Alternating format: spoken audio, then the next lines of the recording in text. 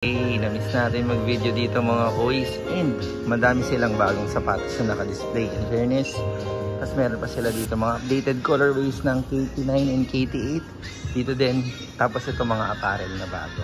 Tapos dito mga boys, makikita nyo yung mga Kyrie Irving na singlet or jersey, the short and t-shirt. Ayan, nakita nyo naman may markdown na yan. So sample natin, 897.50 cents na lang yan. Nandito na din sa outlet yung kanyang mga sombrero. Ayan, yung logo nandito, may navy blue, merong cream, and then merong black. Tapos ito mga kuis, nandito din yung mga Shock the Game na Shockwave 5 Pro, yung Moon colorway, yung Agility. Tapos heto something to, nakalimutan ko. So check natin yan, lagay ko na lang dyan sa screen nyo kung ano yung tawag dito. Pero nakaless pala to, 7.5 na lang siya dito almost.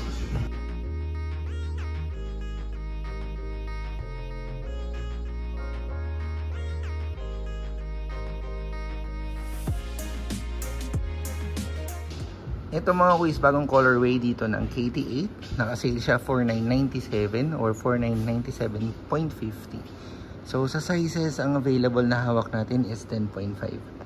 Dito sa KT9 nakasale din siya for 497.50. Dito mga kuis, ayan, makikita nyo yung iba't ibang colorways ng KT 3-point rain.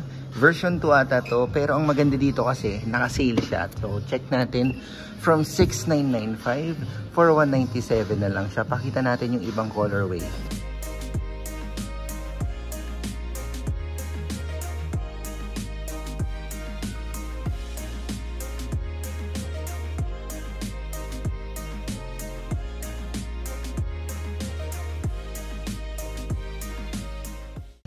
Dito sa colorway na to, mas mura siya. 3,397.50 lang siya. So that is 50% off mga kuis. Pero sa size niya, itong hawak natin is size 10. Nandito na din yung Shockwave 6 regular version. Ito yung greenhouse version nila or yung eco-friendly materials. Nakasale siya dito ng 4,557 mga kuis. Siyempre meron pang mas bababa doon dahil nandito tayo sa outlet. Itong KT Splashlight 6. 2,397.50. Sa size mga kuis, size 11 tong hawak natin.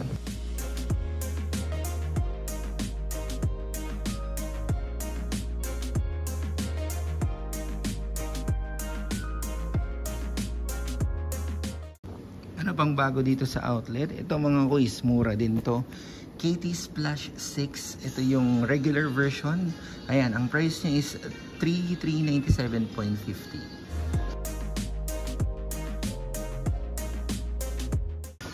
Ito mga kuis, meron ditong KT Cavalry series. Kaso mas mahal siya dun sa Splash. Kaya kung ako sa inyo, mag-splash na lang kayo. Pero kung gusto niyo to, okay din. Ito mga kuis, Anta Attack. Ang price niya dito is 3,797.50 na lang.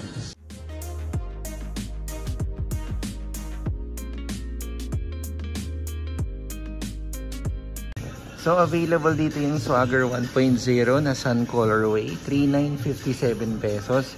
Sa size, meron tayong hawak na 10.5.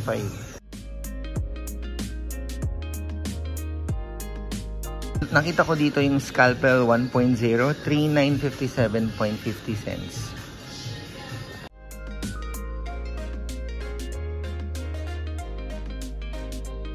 Meron din kayong makikitang Kyrie Irving dito sa outlet, pero regular price to mga kuis.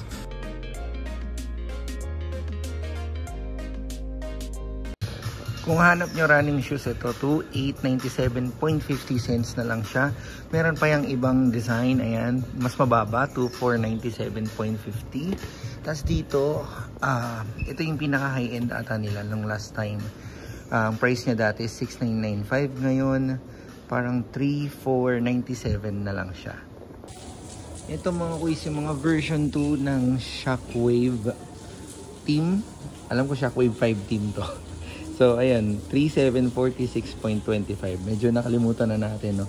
Yung version 2, mga kuis, knitted material na siya. Unlike dito sa first version, merong mesh. Tapos, merong mga halos plastic yung ibabaw. Dito, uppers niya, mga kuis, knitted material siya.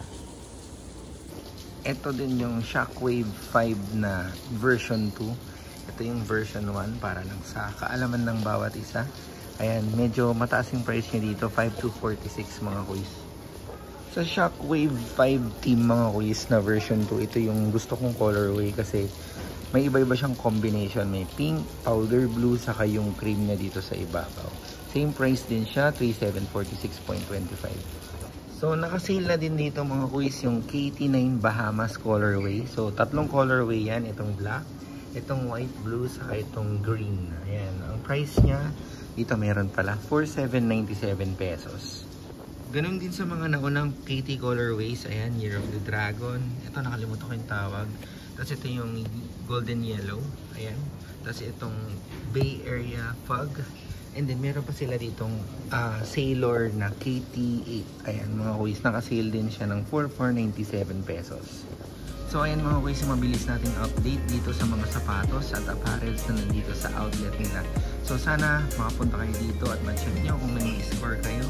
Dito sa mga apparels meron na din silang discount, pero yung average is 1,000 plus.